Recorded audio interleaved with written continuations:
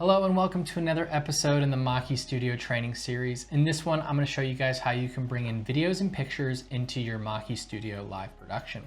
For this example, I'm going to use a USB drive, which I put on some videos and pictures from my computer, and we will bring them into the USB hub on this. And like so, you can never get a USB on the first attempt. It's always 3. There we go. And we'll go ahead and flip over to the iPad and show you guys how to bring in these videos and pictures. So if I flip over here back into our production, we got our cameras, our video player, and we're gonna go ahead and scroll down to the movie and the picture tab. Now to start, I wanna go with the pictures because that's gonna be a little bit easier to explain, and then we'll dive into the videos as well. So one of the first things, this will just show you all the albums. So anything that's on your iPhotos library is going to automatically pop into here. And what we recommend for most productions is that you'll want to create individual albums for your different shows or live streams. So you can see I have this all albums picture right here. And if I click that, this will bring me into my albums. So what I want to do is I want to actually make a new album on this, and I'll show you guys how you can do that. So what we're going to do first is we need to bring in all the pictures and videos that I have on my USB drive. So if we go ahead and minimize this, and we are going to go into our files. And this is where we're going to basically save everything. So you can see I have my USB disk here, and these are the 2 folders that I created on my computer just for some pictures and videos.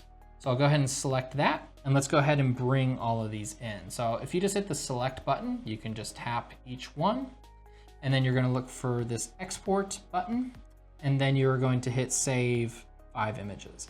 Now this is saving it from the USB drive onto the iPad. So the next thing we need to do is the same for the videos. So I have my videos here. I will hit select, and then we will select through these.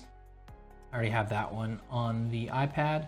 We will hit export and then save for videos. So now I have those basically saved onto my iPad. The next step is to go into our iPhotos and create our albums. So now I'll minimize and I'll go into photos. And here you can see this is my library, and I already have those videos at the top right, as well as the pictures that I imported. I'm gonna go ahead and just delete because it looks like I duplicated this. So we'll delete some of these right here. Not a big deal. And then if I go into collections, this is where I can create my albums. So if I go to albums right here, and let's add a new one, new album, and we're just gonna call this, let's call this training. There we go, create, and then I'll click into here.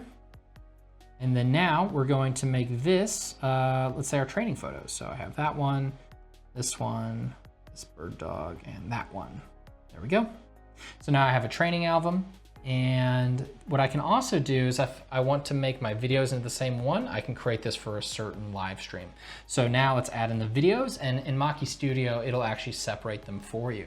So I'll hit plus again, and then I'm gonna select these 4 videos that I imported, and then we'll hit the check button, and that's all you have to do. So now I have my training album ready to go. And next thing we need to do is now go back into Maki Studio. So now we're back into here, and as you can see, my pictures, it imported those ones that I wanted. And if I tap that screen there and go to training, now it has the 4 that I brought in for this. So all you have to do is click on the preview, and then you can either swipe over or just use your fade T-bar. You can cut transitions, and this is how you can have photos into your production. Now, the other thing you can also do if you want is you can hit the effects button at the top right, and you can do a little slideshow effect if you want. So once you hit enable that, you'll see as it's moving, it's just going to go through the different pictures. So if you want to bring those onto the show, you're welcome to do that. You can also just create a slideshow if you wanted as well and make that into a video. It's kind of up to you. But for any type of still picture that you want to bring on, you can do that. One other cool thing to just note, if you do have a picture that you've brought on to your live stream, and we'll cover this a little bit more in a future video, but if you swipe up or hit the pencil icon at the top right, if I swipe up on the screen, you can actually telestrate it live on the stream. So if you want to have someone see a picture and circle on something, you can actually do that, and that will reflect live on the stream for you.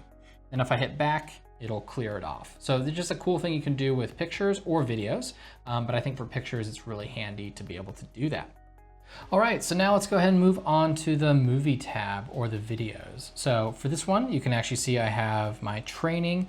And if you click on this, once again, you can go to all albums, which will show you all the videos that you have, or you can individually click it and go to the training tab. Let me go ahead and bring back my camera just so you can see this a little bit better. So let's go to the movie tab. And if you go down to the audio mixer, you'll actually see that I do have my movie slider right here. So I'm just gonna have the audio a little bit lower. And if I go back to the movie tab, if you want to play a video, you just click on it to preview, and then as soon as you cut, it'll begin playing. So let's go ahead and just click on this one, and you can play it right here in the preview window if you want. There's gonna be no audio associated, but if I bring it over live, you will then see there's some audio meters and you can hear the audio coming through a little bit. So if I go down to my audio mixer, this is where that would come in.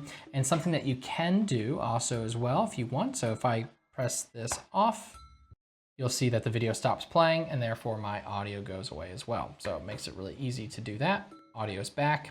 And then if I go into it, we have a couple different options for what the video is going to do when it's done. So if you click on this little loop icon here, you can either loop or you can auto cut or freeze. Now, if you auto cut, when the video ends, it's just going to bring in whatever is in preview into the program window. If you loop, obviously it'll loop the video over and over. And then if you hit freeze, the video is just going to pause at the end. So maybe if there's like a logo or something that's at the end of the video that you want to keep up for a little bit, you can do that and then manually trigger it, or you can have it just auto cut. So for now, I'm just going to set this to auto cut, and then I will queue up, let's say, my next movie right here, which is just going to be a BirdDog Max video. So I'll let this thing time out. You can actually see on the bottom right, there is a player bar that allows you to see how much time is left. If you wanted to do more videos, obviously you can make a playlist yourself and then you can have it so it'll cycle through. But if you want individual control, this makes it super easy to do so. So as this is going up to the end, we have 7 seconds left here. Then you'll see 5, 4, 3, 2, 1, and it flashes a little bit, and then it goes auto cuts to the next one, and now we are off again. Now, another thing you can do if you have a video playlist or something, you can always favorite it by pressing the little heart icon, or you can press and hold and just click favorite or unfavorite. And then what that does is if I go back into my favorites tab, you will see that I have the video right here in my favorites, which makes it really easy. So now if I wanted to, let's say, go back to my main camera, there we go, we're back in. And if I wanted to go to that video that I have, let's see, let's put something else in preview. My video is going to be on input 5. So if I just go up to my controller and hit input 5, now I'm queued up back to input 2. I still have my picture-in-picture from earlier. So it's really easy to do this full production now that I have my picture-in-picture, I have my video, and it's really nice for your production to be able to just control all of this with the videos and the picture functionality within MAKI Studio. So that's a basic run through of what it has, but hopefully it's interesting and helpful for bringing in videos and pictures as well as organizing them a bit. And once again, your production just lives onto this favorites tab. So it's really the best thing to be able to utilize for MAKI Studio. Get your videos, get your pictures in that you want to use. You can always also just go to a picture tab, throw something up real quick as you're producing. It's really easy to quickly go on the fly between everything. So if you want to have that, if I want to press 5 and punch that right into program, it's really easy to do so just right here on MAKI Studio. But that's all we have for today. Please feel free to tune into next week's episode as we dive more into MAKI Studio feature set. Have a good one.